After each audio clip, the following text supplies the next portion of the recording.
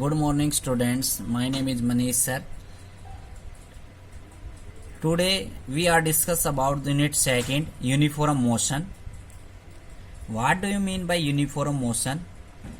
In uniform motion, the object can travel their distance in equal amount of या equal interval of time is called uniform motion. If an object does not travel a distance in a equal amount of interval of time is called non uniform motion.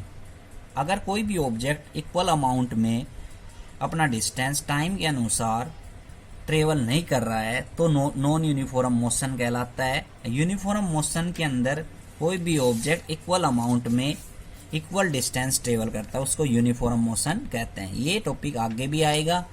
इसका मतलब ये कोई भी एक object है, एक car move in straight direction, तो ये हमने इंटरवल बना लिए उसके, तो हमने माना कि ये है 1 किलोमीटर उसने डिस्टेंस 2 मिनट के अंदर ट्रेवल किया, अगला 1 किलोमीटर डिस्टेंस फिर उसने 2 मिनट लिए, अगला 1 किलोमीटर जो डिस्टेंस फिर 2 मिनट लिया। इसका मतलब ये हुआ कि इक्वल डिस्टेंस और इक्वल टाइम के अंदर ट्रेवल कर रहा है, तो यूनिफॉर्म मोशन के अंदर है। अगर वही ऑब्जेक्ट हम कोई भी कार है रस इलाके के अंदर, मतलब भीड़ भाड़ वाले इलाके के अंदर लेके जाएंगे, तो अगर वो 1 किलोमीटर डिस्टेंस 1.5 मिनट के अंदर ट्रेवल कर रहा है, अगला 1 किलोमीटर डिस्टेंस 1 मिनट के अंदर ट्रेवल कर रहा है, और अगला 1 किलोमीटर डिस्टेंस है वो 2 मिनट के अंदर ट्रेवल कर रहा है।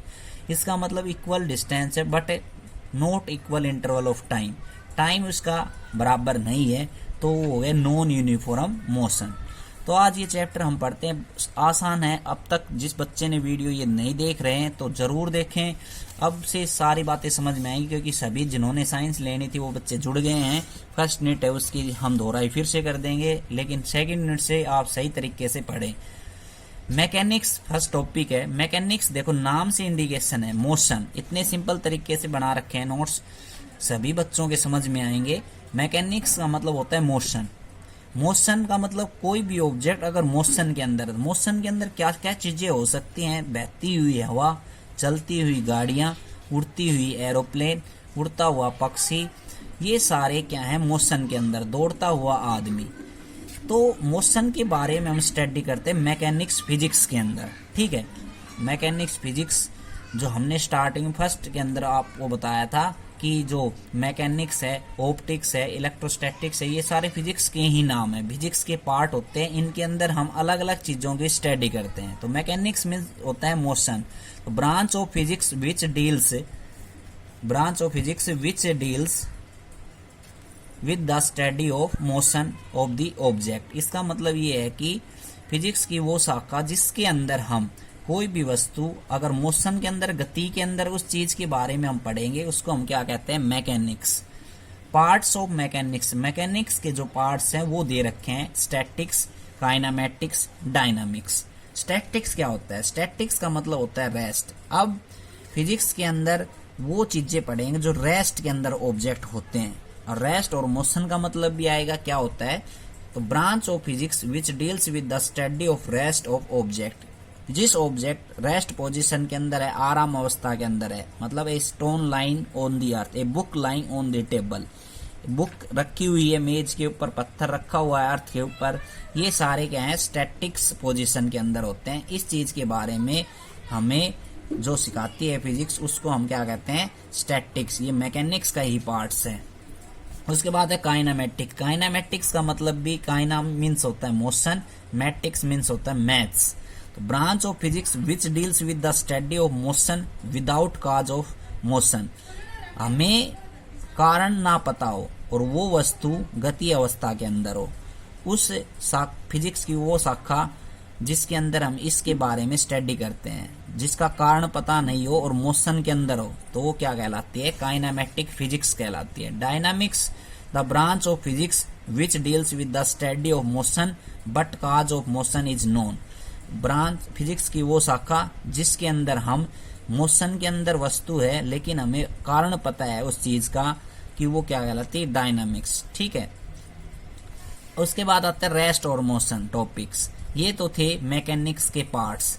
रेस्ट का मतलब क्या होता है, अब कोई भी वस्तु रखी हुई है, तो इसका मतलब वो समय के साथ बदल नहीं रही, सराउंडिंग के रेस्पेक्ट में बदल नहीं रही, तो वो कैसे है, रेस्ट पोजीशन के अंदर है। जैसे मैंने अभी अभी एक एग्जांपल दिया, एक बुक है वो टेबल के ऊपर रखी हुई है, तो वो रेस्ट पोजीशन के अंदर है। तो the position of object does not change with respect to time और सराउंडिंग, वो वस्तु जो अपनी पोजीशन को अपने पर्यावरण के अनुसार, अपने सराउंडिंग के चारों तरफ समय के अनुसार बदल नहीं रही है, वो किस में है, रेस्ट पोजीशन के अंदर है। Motion, position of the object change with respect to time surrounding, कोई भी ऑब्जेक्ट टाइम के अनुसार, सराउंडिंग के अनुसार अपने चारों तरफ वो अपनी पोजीशन को बदल रहा है, उसको हम क्या कहते हैं, मोशन। ठीक है। अब why rest and motion are related terms, आपस में एक दूसरे के रिलेटेड टर्म्स होती हैं रेस्ट और मोशन, क्यों? Because when we are moving in a bus my fellow passenger are rest with respect to me and outside the बस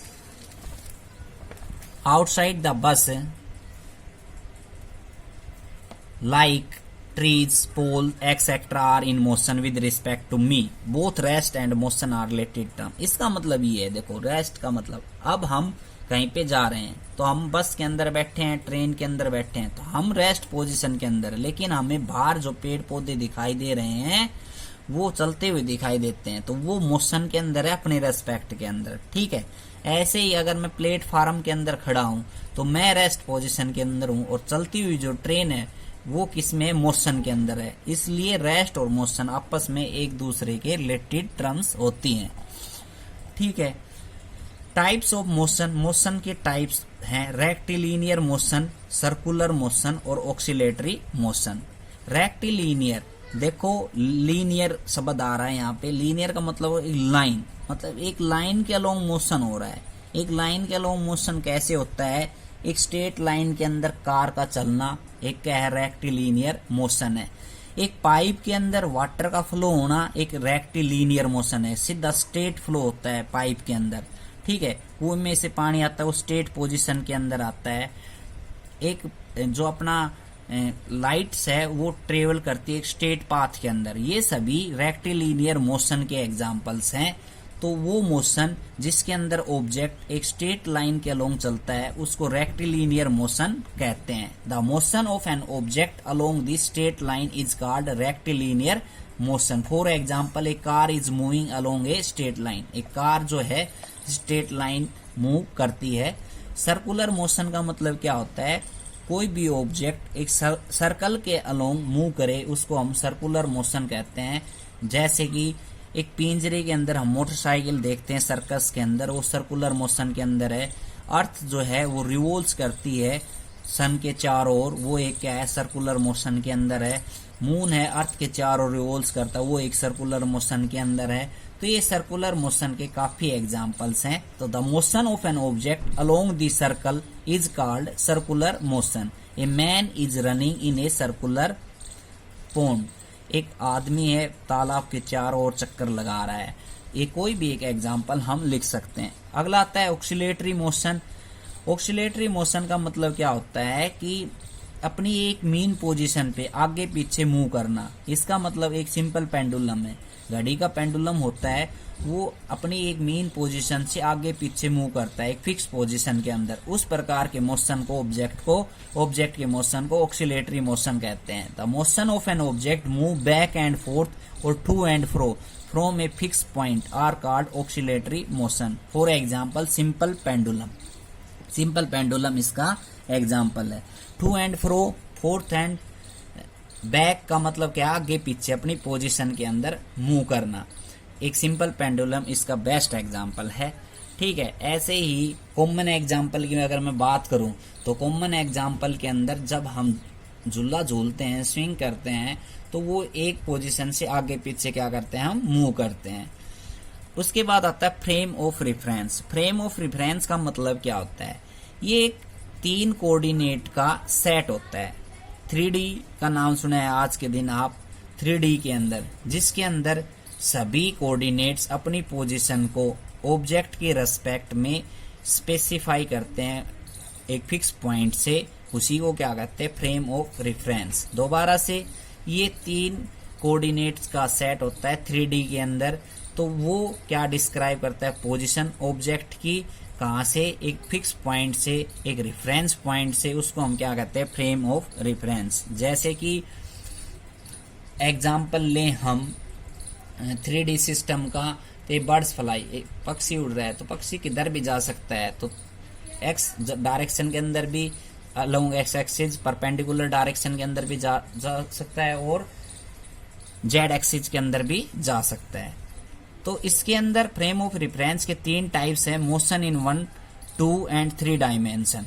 तो 1 डायमेंशन मोशन क्या होता है, सिर्फ कोई भी ऑब्जेक्ट अलोंग एक्स एक्सिस जाए उसको तो क्या कहेंगे, 1 डायमेंशन, और अपने एक पॉइंट ऑफ रेफरेंस से अपनी पोजीशन को डिस्क्राइब करे उसको हम क्या कहेंगे, मोशन इन 1 डायमेंशन। तो आज के लिए इतना ही, थैंक यू।